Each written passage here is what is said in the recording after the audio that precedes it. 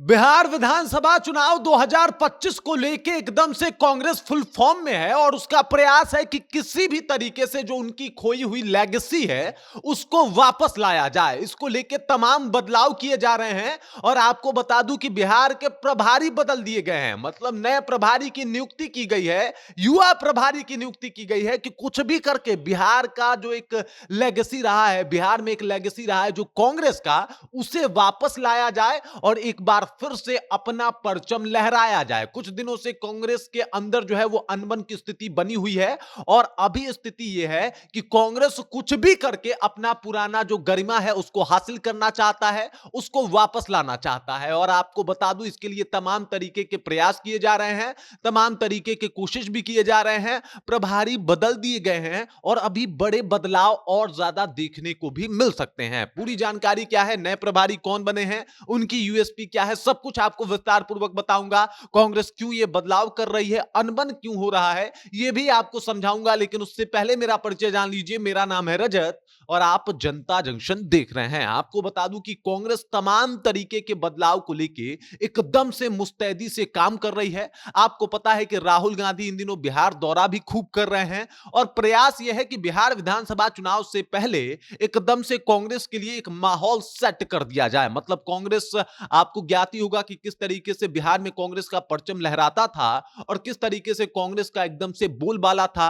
उस खोए हुए गरिमा को वापस लाने के लिए राहुल गांधी, समझिए कि कांग्रेस का सबसे बड़ा नेता, लगातार बिहार आ रहा है, प्रयास कर रहा है कि किसी भी तरीके से कांग्रेस को एक बार फिर से स्टेबल किया जाए और इसी को लेकर लगातार बड़े बदलाव किए जा रहे हैं। आपको बता दूं कि इससे पहले बिहार कांग्रेस के प्रभारी जो थे वो मोहन प्रकाश थे, जिनको जो है वो अब हटा दिया गया है और नए प्रभारी के रूप में और बिहार विधानसभा चुनाव से पहले कृष्णा अल्लावरू को प्रभारी नियुक्त किया गया है बिहार का। अब कृष्णा अल्लावरू के बारे में सबसे पहले आपको थोड़ा सा ब्रीफ दे दूं तो ये यूथ कांग्रेस के प्रभारी हैं पूरे भारत के और इनको अब बिहार संभालने की जिम्मेदारी दे दी गई है। इसके अलावा इनके बारे में बताया जाता है कि ये कुशल रणनीतिकार हैं, कर्नाटक से आते हैं और कांग्रेस के लिए एक माहौल ये बिहार में ऐसा सेट कर सकते हैं जिससे बिहार विधानसभा चुनाव में काफी ज्यादा फायदा देखने को मिल सकता है। वहीं एक और भी बात कही जा रही है कि सीट बंटवारे को लेकर जो आरजेडी और कांग्रेस में तू में हो रहा है उसको भी बेहतर तरीके से सेटल कर सकते हैं अल्लावरू और इसी के लिए इनको बुलाया गया है। अभी कई और बदलाव भी देखने को मिल सकते हैं। मतलब समझिए कि बिहार कांग्रेस में किस तरीके का माहौल ही किसी से छुपा हुआ नहीं है। हर एक नेता के एक अपने बड़े नेता हैं और उनके लिए वो काम कर रहे हैं। कई लोगों का ये मानना है कि भाई साहब चुनाव एकदम से गठबंधन से, महागठबंधन से अलग होकर लड़ना चाहिए। कई लोगों का मानना है कि गठबंधन में शामिल होकर ही चुनाव लड़ना चाहिए। कई लोग कह रहे हैं कि अगर पुरानी गरिमा वापस करनी है तो अकेले चुनाव लड़के देखा जाए और उसके बाद ही कुछ माहौल सेट किया जा सकता है।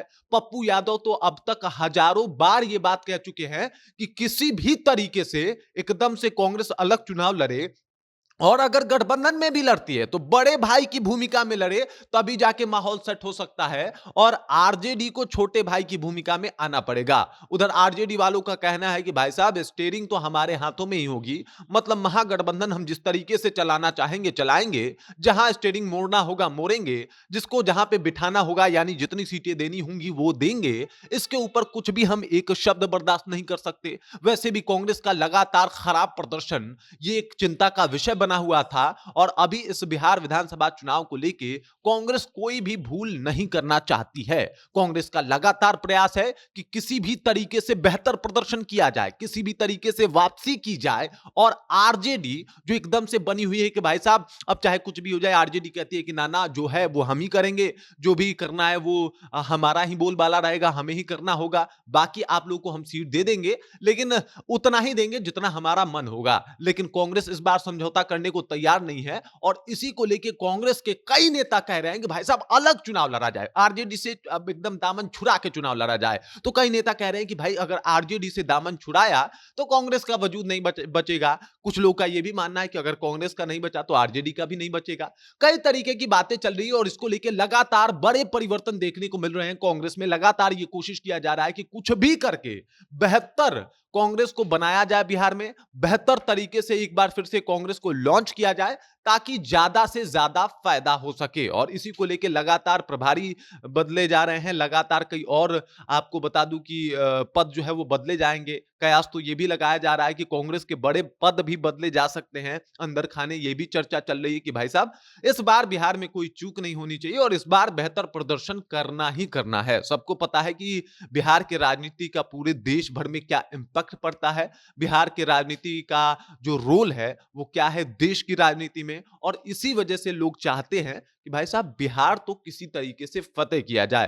कांग्रेस की अब सारी उम्मीदें बिहार पे टिकी हुई है, अपने नए प्रभारी पे टिकी हुई है, कुछ नए बदलाव पे टिकी हुई है। और उनका मानना है कि अगर ये बदलाव किया जाएगा तो तेजस्वी यादव से हम खुल के बात भी कर सकते हैं अपने सीटों को लेके कि भाई साहब हमें इतनी सीटें चाहिए। और अगर नहीं होगा तो हम लोग अपना अलग भी देख सकते हैं। कई तरीके की बातें हो रही है, पप्पू यादव से लेके कई और ऐसे सांसद हैं जो लगातार एकदम से कांग्रेस को उकसा रहे हैं कि अगर आप चाहें तो अलग भी चुनाव लड़ सकते हैं। और अगर अलग चुनाव हुआ तो समझ जाइए कि कांग्रेस को फायदा होगा या नुकसान ये तो कोई नहीं जानता, लेकिन आरजेडी को भारी नुकसान का सामना करना पड़ सकता है।